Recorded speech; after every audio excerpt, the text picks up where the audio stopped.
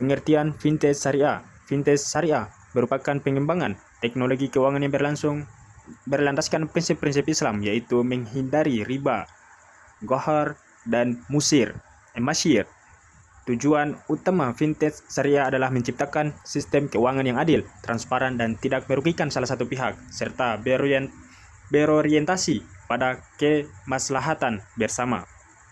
Selanjutnya, jenis fintech syariah. Dalam konteks ini, fintech yang dibahas termasuk dalam P2P lending syariah, yaitu platform yang mempertemukan pemberi dan penerima dana dengan menggunakan akad yang sesuai syariah seperti qard, murabahah, atau ijarah. Setiap transaksi harus memiliki kejelasan akad yang tidak mengandung unsur yang dilarang dalam Islam. Selanjutnya, model bisnis syariah. Model bisnis fintech syariah berbeda dengan konvensional karena tidak menggunakan sistem bunga. Keuntungan diperoleh melalui mekanisme bagi hasil atau margin yang disepakati di awal. Selain itu, seluruh aktivitas harus memenuhi prinsip keadilan, transparansi, dan tidak boleh mengandung unsur eksploitasi terhadap pihak lain. Selanjutnya, kronologi kasus. Kronologi kasus pada dasarnya sama dengan fintech konvensional, yaitu dimulai dari kemudahan akses pinjaman, pencairan dana yang cepat, hingga munculnya beban bunga yang tinggi. Namun dalam perspektif syariah, praktik ini menjadi lebih bermasalah karena mengandung unsur yang bertentangan dengan prinsip Islam, terutama dalam hal bunga dan perlakuan terhadap nasabah.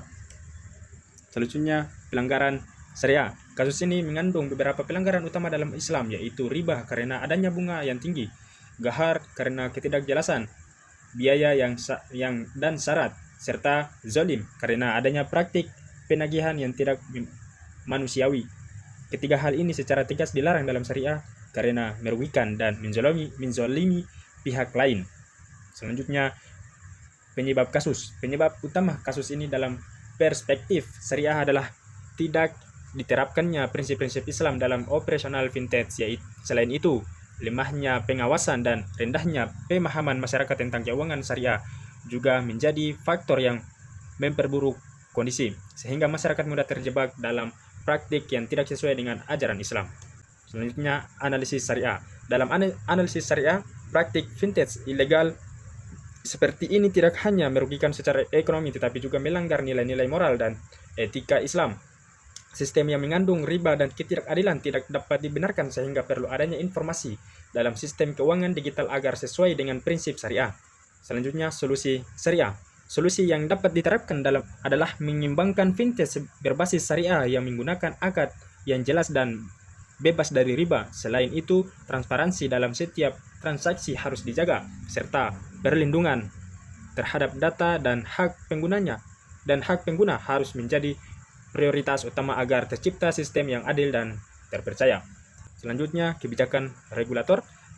Sebagai regulator, perlu dilakukan penguatan terhadap industri fintech syariah melalui pengawasan yang ketat terhadap akad dan operasionalnya. Selain itu, edukasi terhadap masyarakat mengenai pentingnya memilih layanan keuangan yang sesuai syariah juga harus ditingkatkan, serta tindakan tegas terhadap fintech ilegal harus terus dilakukan. Terakhir, kesimpulan, fintech syariah menawarkan solusi yang lebih adil dan etis dibandingkan dengan sistem konvensional karena berlandaskan pada prinsip keadilan dan transparansi. Namun, implementasinya masih menghadapi berbagai tantangan, sehingga diperlukan peran aktif regulator dan masyarakat untuk memastikan bahwa fintech berkembang sesuai dengan prinsip syariah.